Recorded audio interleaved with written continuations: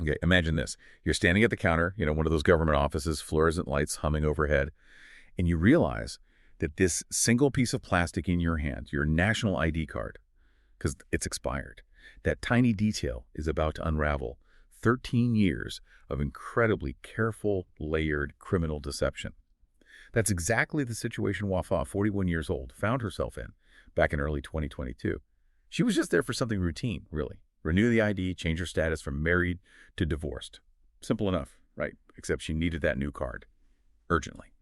Because Mazoun, the registrar, for what was supposed to be husband number 7, he'd refused to do the ceremony, strictly by the book. Her ID was expired, period. And that refusal, that adherence to protocol was catastrophic for her. It was a bureaucratic slip, but on her side this time. For over a decade, Wafaa had played the system. She'd relied on, administrative lag, outdated physical documents. But forcing this renewal, it meant her entire history, everything, was finally going into the civil registry's main updated database. So the clerk starts processing the request, runs the query, and the system doesn't just blink. It practically screams. Immediately, this employee sees alerts popping up, stacks of compliance judgments. Right. These are court orders, basically, filed by previous husbands, men who had completely lost track of Wafaa. They were legally demanding she return home, honor the marriage contract she'd just disappeared from. So the official's digging deeper now, and it's just a mess. The digital file shows evidence of 5 current legally active marriages at the same time. They do find one legitimate divorce decree, way back from 2010. That's husband number 1. But the name on that decree doesn't match the name on the divorce paper Wafaa was trying to use for husband number 7. And the dates are all wrong, too. The real divorce was 2010. The paper she had showed a much later date. It didn't add up. Mathematically impossible. The second the supervising officer is alerted, it's over. Wafaa's taken into custody. The interrogation, from what the reports say, didn't take long. Her story got confused, tangled, until she finally admitted it. Yes, she was, right now, married to 5 different men simultaneously. So today we're doing a deep dive into this almost unbelievable case. Wafaa, a woman who, between 2009 and 2022, legally married 7 different men. And for a lot of that time, she apparently kept 5 of them as active spouses, all using essentially a manipulated ID card and some forged documents. It's staggering. We really need to unpack how she exploited the system, the exact bureaucratic gaps, and, of course, the legal consequences of it all. Okay, so to figure out the how, we absolutely have to start with the why. What was driving her? Well, the sources paint a picture of Wafaa, who was just 28 when this all began. She seems driven by this really powerful internal conflict. On one hand, a very strong desire for, relationship intimacy, the stability of marriage. But on the other hand, a deep, almost paralyzing fear of conflict, especially divorce. She just couldn't face the fighting, the legal battles, the messiness of a typical divorce proceeding. So when she felt done with the marriage, bored, tired, she just wanted out. Clean break, vanish, start over. And that led her to adopt this. Well, this highly personalized and dangerous philosophy. She reportedly thought, if men can have multiple wives, why can't I just sequence husbands without all the drama? She basically decided to bypass the entire legal and social structure of divorce. Just leave. Which brings us to the blueprint. 2009, husband number 1. Exactly. She meets him, marries him, and here's the crucial first step. She immediately updates her national ID, gets it changed to married, listing H1's name. Very important. She stays with him for about a year, establishes that legal record, then poof, she's gone, moves to a different governorate entirely. Okay, so she's established as married to H1 on paper. Then comes husband number 2 in 2010. She tells him she's divorced. But she can't risk H1 finding her or causing trouble. So what's the move? This is the genius part, the criminally clever part. Yeah. She secretly initiates a Khul's against husband 1. Cool. That's the no-fault divorce a wife can initiate. Precisely. And she gets it. She successfully obtains a formal, official court decree stating she is legally divorced from husband 1. Now, here's the key. Because of how slow the systems were, especially back then, she holds 2 contradictory official items. Okay, let me see if I have this straight. She has her national ID card, which still says she's married to H1 because she hasn't updated it. Correct. And she has an official court paper saying she's divorced from H1. Yes. She basically weaponized the time lag and the bureaucracy. She turned the system's own processes against itself. So the Mazoun arrives for the wedding to husband number 2. He asks for ID. He sees the ID. It clearly lists married to H1. Wafaa then calmly hands him the official divorce decree. From the court, sealed and everything. The Mazoun looks at both. The name H1 is on the ID, and the name H1 is on the official divorce paper. They match. And she just says, Presumably explains she just hasn't gotten around to updating the ID card status itself yet. Which, probably seemed plausible enough. People procrastinate. The Mazoun sees the official court stamp, the matching names. He presumes the divorce paper is legitimate and overrides the ID status. He performs the second marriage. It's done. wow, okay, so now she's legally married to husband 2. Husband 1 is legally divorced from her, but probably has no idea where she is. And might even be one of those guys who later filed a compliance judgment trying to find her. And the pattern starts right away. You mentioned this strict 2-year rotation. Yes, it's peculiar, almost clockwork. She stays with husband 2 for 2 years, until 2013. Then apparently gets bored, feels the need to move on, and runs away again. And there's a financial angle emerging too, right? Definitely. The reports mention she managed to save up a pretty significant sum of money from husband 2 before she left. So it wasn't just about avoiding conflict or seeking intimacy. There was a clear material benefit building up as well. So 2013, she finds husband 3. He's apparently wealthier. Does she use the same trick? Yep. Exactly the same method. Presents the ID still saying married to H1, presents the original court divorce paper for H1. The names match, the Mazoun accepts it, marriage number 3 is secured. But she stays with H3 for 2 years until 2015. And this is where the original loophole closes on her. Right, because somewhere during her time with H3, or perhaps just as she's leaving him, she finally updates her national ID card. Now, her ID officially lists her as married to H3. Oh, so the old trick won't work anymore. If she tries to marry husband 4, the Mazoun will see married to H3 on the ID. And she'd hand him a divorce paper for H1. The names wouldn't match. The whole thing falls apart instantly. He wouldn't proceed. Okay, so she's cornered. The bureaucratic lag she relied on is gone because she updated her ID. Is this where she finally has to face a real divorce process with husband 3? That would completely undermine her core motivation, right? The whole point was to avoid exactly that confrontation and complexity. She had perfected exploiting the loophole, but the system, by catching up with her ID update, forced her hand. So she pivots. Pivots how? This is the really dangerous step.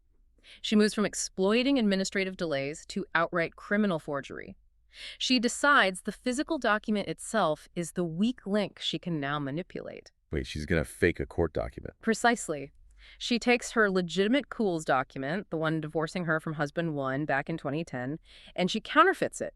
She meticulously changes the name of the husband being divorced from H1 to H3, and she changes the date on the document to make it look recent, aligning it with the time she's leaving H3. That is incredibly audacious. Faking an official court decree. Extremely. So in 2015, she finds husband 4. She goes to the Mazoun. She presents her updated ID, correctly showing married to H3. Then she presents her newly forged divorce paper, which also says she just divorced H3.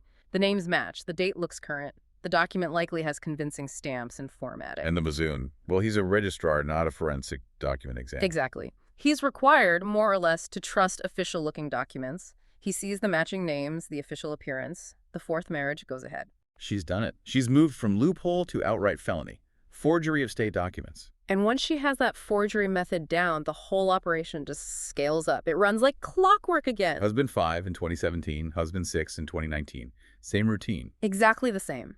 Find suitable husband reports mention she had criteria, maybe related to health or stability, marry him, using the ID and the forged divorce paper from the previous husband. Stay 2 years, save money, get bored or feel the need to move on, forge a new divorce paper with the latest husband's name, run away, repeat. It's staggering that it went on for so long. What about all the previous husbands? H2, H3, H4, H5, where were they?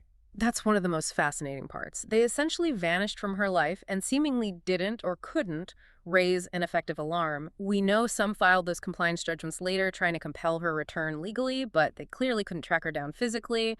Her ability to just disappear into a new governorate, maybe change her phone number, it was remarkably effective. And sometimes secrecy helped her too. Well, in the case of husband 5, for example, reports mention he had children from a prior marriage and specifically asked Wafaa not to announce their marriage publicly.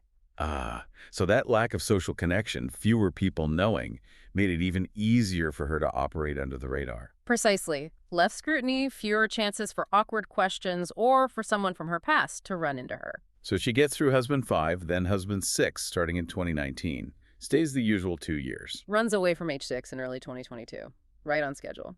And that's when she meets the man intended to be husband 7.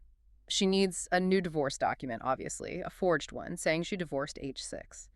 But to make the next step convincing to the Mazoun for H7, she first needs to get her own status sorted at the civil registry, likely planning to update her ID after securing the H7 marriage. But that Mazoun... That Mazoun insisted on seeing a valid, unexpired ID before he'd even proceed, and hers had just expired. Exactly. That tiny, mundane detail, the expiration date, that forces her into the registry office to renew and change her status before the wedding. And that's when the clerk pulls up her file, sees the impossible tangle of marriages, the compliance judgments, the whole 13-year house of cards collapses. Right. Confronted with the official records, conflicting documents, the multiple active marriage flags, her story crumbled. She confessed to the 5 concurrent marriages. So looking back at the why again, that avoidance complex, was that confirmed? It seems so. The investigations apparently bore that out. Her primary driver really did seem to be bypassing the emotional and legal turmoil of divorce.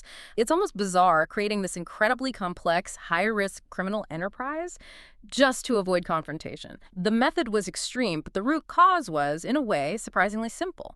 Avoidance. Okay, avoidance explains the motive, but the actions. What were the actual legal charges? This has to be serious. Oh, absolutely. She was charged with multiple counts, bigamy, obviously, or collecting husbands, as some reports phrased it. Then forgery of official state documents those court decrees. That's a major felony. And potentially adultery charges as well, given the concurrent marriages. A 13-year span of criminal activity across different places. So, multiple serious charges. What was the outcome? What sentence did she receive? This is where it gets perhaps surprising to some. Despite the severity, the length of time, the number of victims, Wafaa was sentenced to 3 years in prison. 3 years for 13 years of deception, multiple marriages, and forging court papers.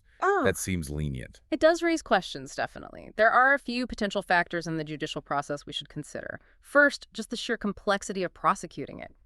Imagine trying to coordinate evidence and jurisdiction for 5 simultaneous bigamy cases, possibly across different governorates, all tangled up with forged documents. Proving the intent to deceive in each case would be challenging. Okay, the logistics would be a nightmare for the prosecution. Right. Second, sentencing often focuses on the statutory maximum for the most severe single charge they can easily prove. That might have been the forgery count, or perhaps 1 count of bigamy, rather than the cumulative effect of everything. The law might not be well equipped to aggregate sentencing for such a unique pattern. And maybe the fact that she was a woman doing this. Polygamy laws and social norms are usually focused on men. That's a potential factor too, yes.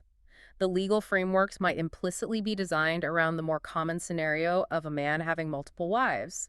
How does the court apply those precedents, or lack thereof, to a woman serially deceiving multiple husbands through bureaucratic manipulation?